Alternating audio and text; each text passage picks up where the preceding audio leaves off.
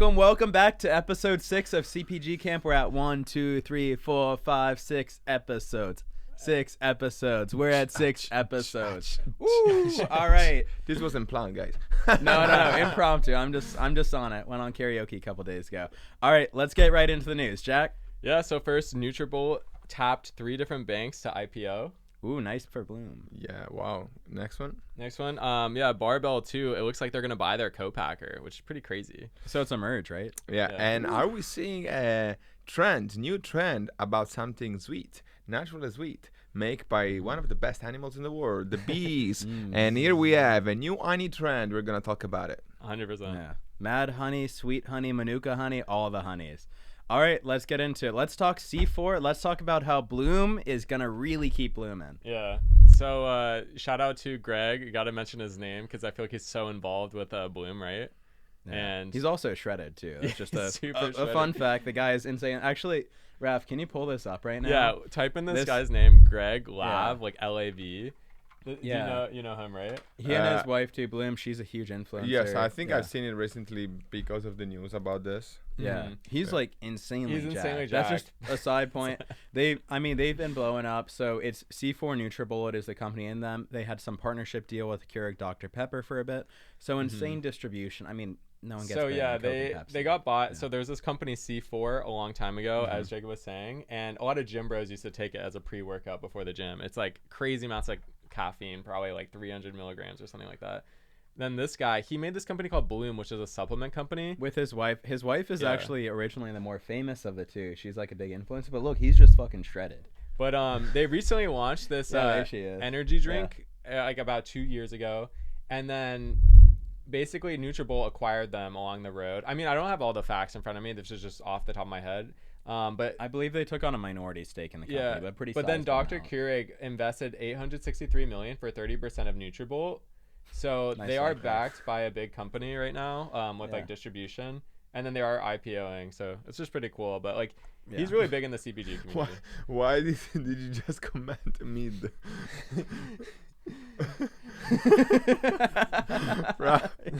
Comments. Okay, wait, scroll down a little bit because this guy's like crazy. Yeah, look how fucking diced he is. But he posts a lot of hustler content, which I know a lot of the founders like. He's just a big figure. Well, and I think it's a really interesting trend to point out too. Obviously, this is a big deal with C4 and everything going on. But you're seeing a lot of these prominent founders and ex-founders. So like, Allison and Stephen Ellsworth have been building out their personal brand. They're now expanding onto new boards. And now you see even people building these brands, once they are already successful, building out more of their personal brand as not only an extension of the brand, but a broader extension for future opportunity. Oh, wow. Look at the difference. That a huge turnaround. It's crazy, crazy different. Oh, my God. You think they're on GLP-1s or peptides or anything like that? I mean, nowadays, there is a probability. What they say, like a third of the country. Okay, a true story. A true story. Jack and I were at a friend's house for July 4th. I won't say who, but someone did offer me a microdose of GLP-1. Oh, that is a true statement. I I lie. You consider it? I didn't. I don't like needles. So. Yeah, I mean, we talked about it in the podcast of the fancy food, right? So I kind of stated my view on that. We definitely don't know the long-term effect, but it's definitely not healthy to be overweight. Yeah. So good for the heart, at least. Yeah. Hopefully. Well, let's talk about Barbell real quick too. So it's really interesting. They're buying their co-packer basically, or the manufacturer, because we saw another person do that too, right? It was like the meat company. I mean, we saw a couple. Yeah. So David as well. They bought CPG, right? Yeah. They bought one of their ingredient suppliers. I guess they manufacture it. Let's see. I mean, Nathan's was acquired from Smithfield, which was a reverse. So that was actually a merger because they entered a deal about a decade ago for Smithfield to produce all Nathan's was a reverse product. Yeah. But it is an interesting trend. You also see Snackish too. Tara Berg from Smart Sweet's new company. You're seeing a lot more people to build in long-term profitability are centralizing the whole supply chain and taking ownership when they're confident their scale is going to keep blowing up. Supply chain. Yeah. Vertical integration. Yeah. But there are sometimes we're going back to the Gilded Ages. Sometimes is the other way. Like Cali Power got bought by Urban Farmer like a couple of months ago, which is the way around. The manufacturer bought the brand they're producing too. Yeah. Well, that was the Nathan's example too, with Smithfield buying it. Exactly. Yeah. After a partnership agreement. Yeah. Yeah. So we're seeing a lot of these, let's say, exit from the manufacturer or from the brand perspective. And And I will say on this one, it was a merger. They did not disclose what the asset swap was or who was really buying who. Yeah.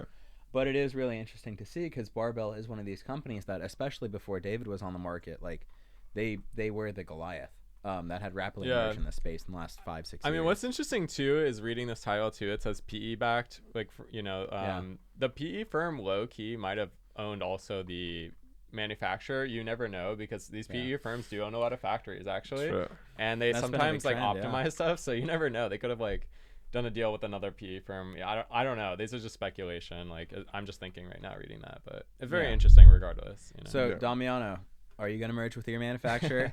A little Italian action going on there. I don't know. I mean, anything can happen. Yeah, anything can happen. But there are some hybrids. So I was talking a couple of months ago with Sigi from Sigi Yogurt, and I asked him about how he looked about his manufacturing facility, if he did his own of it was co-packing, and he kind of did an hybrid where he bought an existing one, giving some people. So I think this is not a playbook. We're seeing people using a co-packer, people buying their co-packer, people selling to their co-packer, or people merging with their co-packer. So doing an hybrid thing. I haven't taken my decision yet as per Lupini. I think, but every route is still open. Yeah. I think every playbook is a little different. You never know what you might have to do. It's hard to always copy one playbook. It seems like got to do what works for your business, I guess, end of the day, right? Yeah, I mean, so many implications. I mean, we know we have friends at Chomps between the three of us, and I know they have several of their own facilities built out, but they also have co-packers all over the place. Yeah, because especially if you're in a rapidly growing area, and especially like meat sticks, there's more regulation. Like, there's all sorts of things abound depending on your product line. Yeah, so. But speaking about that, I always wonder. I mean, I'm sure the facilities that they do are kind of brand new with the same machines, right? Because it's already difficult enough to keep consistency between your production run, nonetheless, from different production facilities. So I think, speaking to that, the only way you can maintain consistency between the products is to have the same machinery. What do you think? It's a tough one. I think there's definitely a balance. I know we've switched co-packers several times so far, and it is really something. I mean, as you know, every run can be different too. It could be 2 degrees colder outside, and somehow, or someone just has a bad attitude, and somehow the vibes impact the product. Who knows? Yeah. Like it is truly such a mystery. But it definitely can be a pretty rapid change depending on the product used, just the location geographically, like everything. Yeah. I feel like they probably use the same machinery. I'm not like an expert in that. Like I know a little bit about manufacturing through our own business, but not on like the high end level. So I guess we can ask Pete to come on sometime. We can ask for us, right? Maybe ask someone higher up. Let's get him in there. Speaking of what Jack, and you're expert in, I think you can give us some advice on how to go viral on LinkedIn. Go viral. Oh, okay. Let's talk about it, because I mean, let's get an introduction here. So if we can put some, if you can put LinkedIn, and you've been going viral recently on LinkedIn and doing crazy impression like that.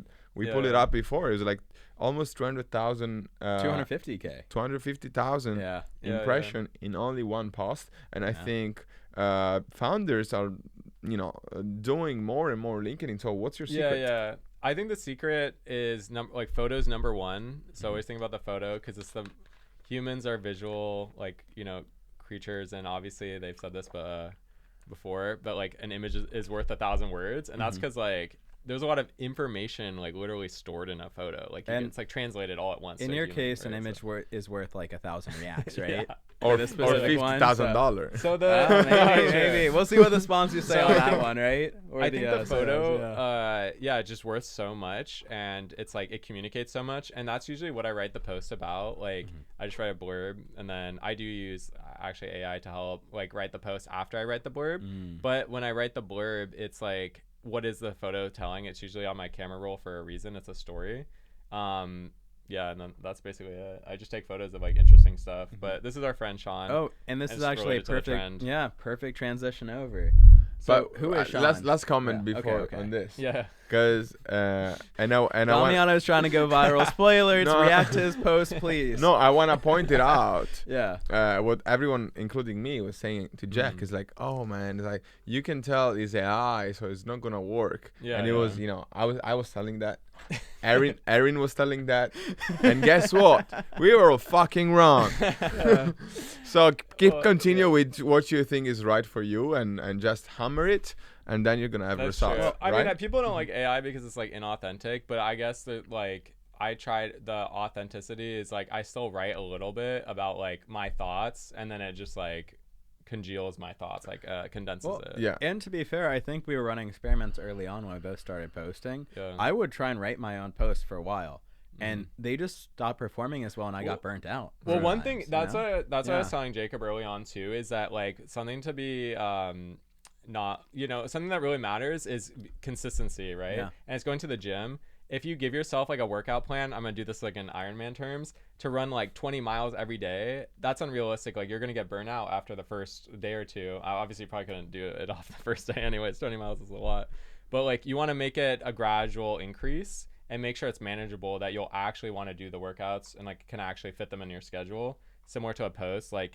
does it take you 10 hours to make content? That's not like a good way to make content. You need to figure out a way that like you can do it 10 minutes every day and post consistently every day, because consistency is the other biggest thing. It's like, so it's keeping the authentic experience, like the authenticity to the heart of the thing, but then using these optimizations to sort of amplify that and make it consistent. Yeah, I think that's a great way to put it. Yeah. But yeah, also a shout out when you were saying 20 miles, I got to shout out Nico with Pistachio. Oh yeah, he guess how much he ran a race in Italy, right? So he's training every day. Guess how much he ran in a day?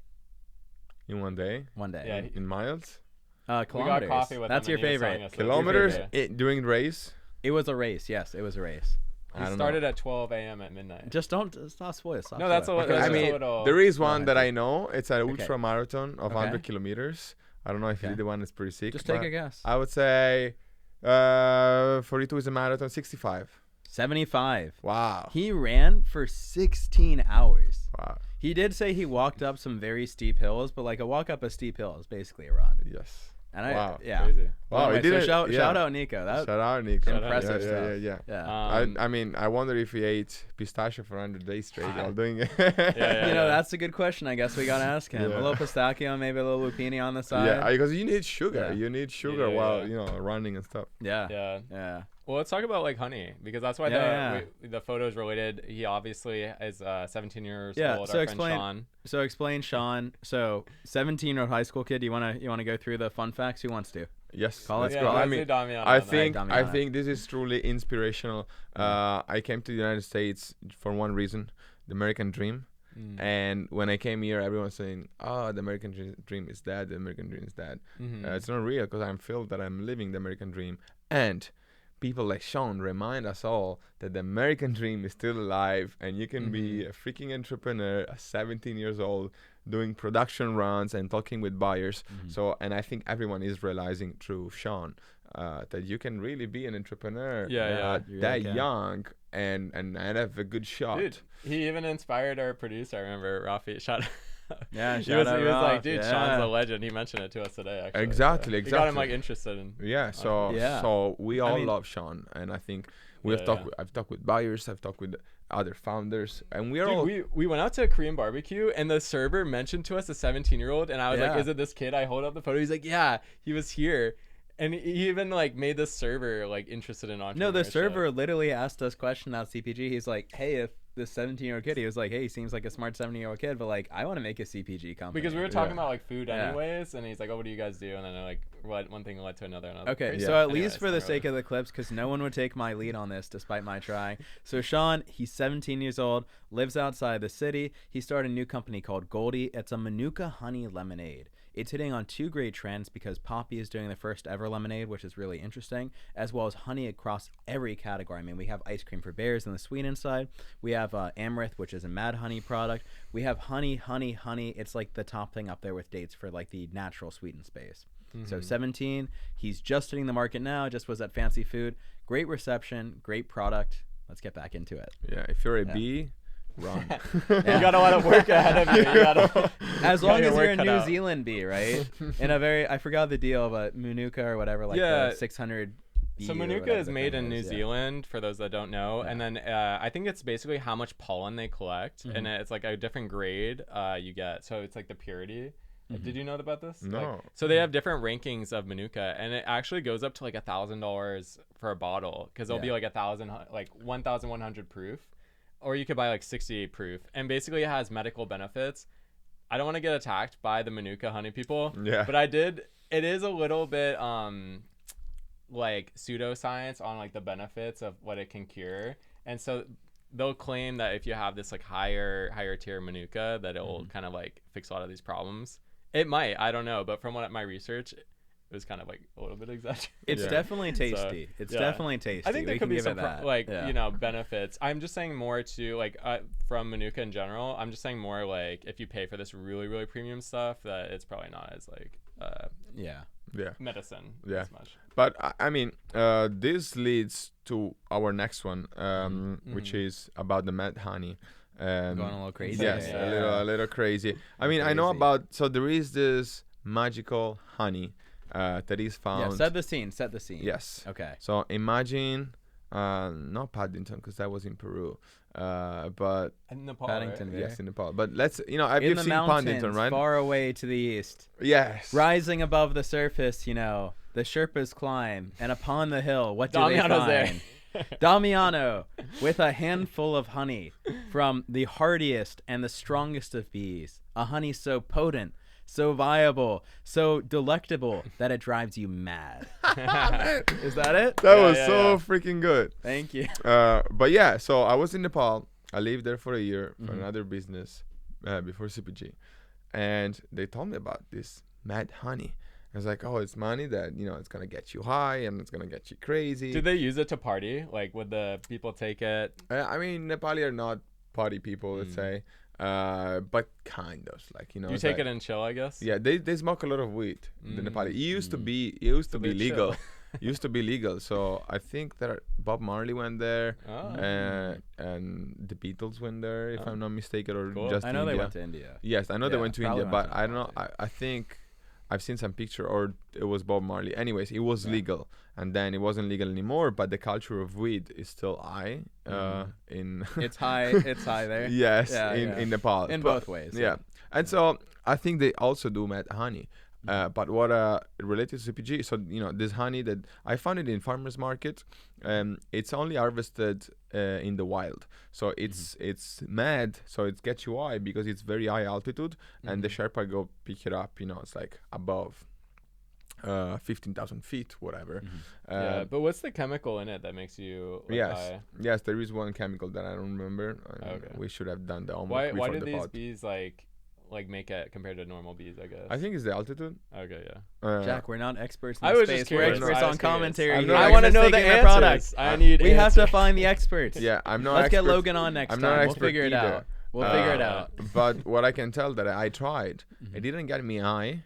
It didn't get me only sick. It got you sick? Okay. Yeah. So you were throwing up, vomiting or something? Almost. I was like cold. God. I was like. He was unwell. I was like cold and stuff. And that's not good. It's one of the facts. It's like either get you high or get you fucking diarrhea and vomit. Okay, is it by a person, like the person's body either gets you high or sick, or is it different batches of the honey? I think it's different batches and stuff. I was just but related to CPG, my question is, so there is this guy, I don't know if you want to pull it up. Yeah, you want to pull up Logan? We met at Fancy Food, amazing product. He's doing good, so give us some context, and then I'll come back to why am I concerned. Yeah, I mean, he's really cool. He does a lot of D2C stuff, so he makes... His name's Logan. He makes really great videos online. Amaranth, by the way, means honey, I believe, in Nepalese. No, it or what does it means like nectar of the gods, nectar, basically. Nectar, yeah. Nectar. So... Yeah, basically he just he started this company. He was doing like research, and he makes these like really great videos. He's pretty young too, so he's friends with Sean. What, 23? Yeah, I think so. He graduated from ASU this past year. He just did a cool billboard too in like Times Square. Shout out Rowan Remy, by the way. Remy reran that because our train got delayed to get him the photo. And the product, guys, I think he did something huge, which is when I tried the product, it reminded me of Red Bull. Yeah, and people were saying that. Yeah, people were saying that, right? And it doesn't have as long list as Red Bull, and kind of Red Bull is not. People are used to the taste. So if you can recreate without the huge marketing money that Red Bull has for food scientists, I think it's onto something. My only concern is the Mad Honey. In the sense, when I was in Nepal, there he is. There wasn't much Mad Honey around in the farmers market. There was a couple of containers, but it was kind of difficult to find. So my worry is like, can this really scale? Yeah, like that's the key with most of these brands. And I know we were talking to Sean actually from Goldilocks, and he uses Manuka. From Goldie, not Goldilocks. That's okay, Aaron. Goldie, true. Yeah, we have. Aaron will freak out. Don't, Aaron. I'm sorry for Jack's sake. Please don't be upset at me. Goldilocks. 2 different brownie boys. You know, it's all the same in my mind personally. But anyways, so we got Goldie, and he uses Manuka honey. He actually had to lower the amount of the honey. Manuka because it's just a very expensive ingredient. It's still a great taste and a great natural, I think it's great even without the Manuka, like honey itself. It's just a great natural sweetener, and it makes like a lemonade feel a little healthier. But yeah, it's hard for that supply chain and the price. But I'm sure this is expensive and hard to get to and hard to make. I wonder if you could manufacture it in a. Probably not. He actually sourced it from Nepal. He has a great video where he went to Nepal literally, and he was talking about his trip, and it was really sick. No, I saw the video. But I'm wondering if you had a vertical garden. Do you want to know the number one complaint? He's also crushing on e-com. He's only been on there for 2 months, 3 months. He's already more than 6 figures by a good bit. Do you know what the number one complaint he's received from people is though? They don't get high enough. No, surprisingly not. Take your guess. Oh, yeah. I remember he told us. It was something like, there's sugar in here. People are upset about a honey-based drink having sugar. Yeah, that's kind of funny. The what? They're upset that it's a honey-based drink, and they're upset about the sugar content. Oh, really? There's too much sugar? It's honey. It's literally just like a honey drink. That's the only thing in there is honey. But I think it's really interesting. I think too, I'd be curious. Jacob has, he's a JD, has some legal background, but what are the laws around this? If they started selling this in grocery stores. First thing, I'm not barred. I'm not a lawyer. Yeah. I merely have gone to law school. I just know what some laws are, but you can't quote me in a court. I'm not trying to don't take my advice for the bar association. Just for a general discussion. Well, what's interesting, I was talking to him. I have not fully researched this myself, but actually the Mad Honey itself is allowed as a supplement in the U.S. with a recommended age of 18 plus. He puts 21 plus on there, which is really interesting. So how he's discussed it to me is he really does not want this going to kids, right? Which, matter of respect, good. Probably good to not get them blitzed out like that. Yeah. And he really wants it to be a substitute for both weed as well as for alcohol. Alcohol has known ramifications. Weed, a bit more of a mixed bag, a bit less research, but also maybe not the best for you. So he wants it to be a substitute in those situations for social experience. That's why it made the cans cool and everything. But there is questions similar to the kava and the kratom on the market right now, and obviously we're seeing in the hemp-based products and the pseudo products based on that, like the compositions, delta-9s, all of that there can potentially be some legal action if there is something that goes wrong, but it would probably exist under normal laws around product harm. Yeah. So it's really not about the ingredient itself because there isn't much regulation. It's about if there is not clear enough distinctions on the can, if XYZ happens. And that was a verdict from our lawyer and judge, Jacob Tubis. No. Okay, next one and last one, and then we close it. Yeah. Guys, we had fancy food last week. That we did. I had the booth, so I didn't go around much. But if you did, give me 3 brands. Each can be also, the same. That really stuck to you for innovation, for cool branding, or for something on your own that you want to discuss. Yeah. Okay. I feel that 2 of the brands are right here, Goldie and then Amaranth, because I just thought they were both interesting. Sean just launched his product. He's really young. Mad Honey, I've never heard of it really before. And then a third I'll just throw in there. I really loved, I like the pizza bagels actually too. Okay, Jack. I just love pizza. Obviously with peanuts, great, but Jack, I have never seen someone go after samples so meticulously and ruthlessly. I did hear several other people did. I swear every time he would just go, he'd be like, oh, the pizza bagels. I'm like, Jack, you just had 2 of those. And he would just grab another 2 without saying a word to the guy. And he was like, I love your product. To his credit, he mentioned it to a lot of people. It was definitely a good trade. But that was a lot of pizza bagels that went straight into Jack's stomach for sure. Yeah, I tried it. Unify. Yeah. Now we became friends. His name is Jacob. Yeah. It is Jacob. Yeah. I didn't want to confuse the audience. All right, you go. Okay. Your turn. All right. Well, I'm gonna say the one. Actually, I forgot the name of it. But Jack was a huge fan and literally getting like everyone at the show to do it. So there are these things that've gone super viral on TikTok. They've gone over 300 million views since 2019. Essentially, and Damiano's tried it too. It's this little like mint thing. I know but the it name. causes what's its name? It's called Flint Mints. Flint Mints. Yeah. Flints. Yeah. He knows everything. He does. True pro. Call a friend. Like ring a friend. It's like the game show. True. Phone a friend. Phone a yeah. friend. Yeah. There you go.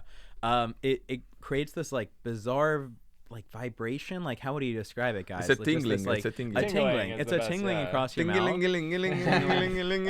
Maybe cut this part. It's like a little bubbling. It makes your tongue numb too. Yeah, and it also causes you to salivate a lot. Mm-hmm. So it was a bizarre product that caught a lot of people's attention at the show, even though it was in this tiny little thing, in large part because Jack just kept going over, taking all the samples again, and like feeding them to people across the gallery. I thought it was very interesting, similar to Mad Honey, that it was a product, and I feel like we're seeing more of these where people are trying to discover products that have like effects, special effects. Well, and it's based on the flour too. So this flour naturally causes this numbing sensation, right, and this tingling. Mm-hmm.